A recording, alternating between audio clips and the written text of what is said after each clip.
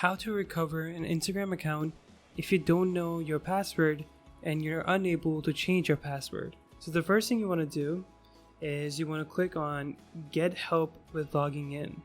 After writing down your username, click on Next. And now you want to tap on the Can't Reset Your Password option. So from here, it tells you to choose a way to recover your Instagram account. So you can select your email account. But let's say you don't have access to the email account. You want to click on Try Another Way at the very bottom. And now you want to tap on I've forgotten my password and can't reset it. Click on Next.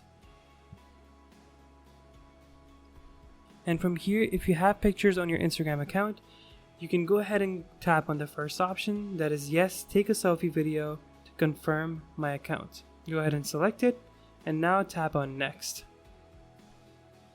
Write down a second email account that you do have access to, and then you want to click on Submit, and Instagram will take you through a prompt of video selfies that you can take of yourself, and you can go ahead and click on Submit once you're done, and it takes about 3 to 4 business days for them to reach out to you. So just wait for a response in the email address that you submitted.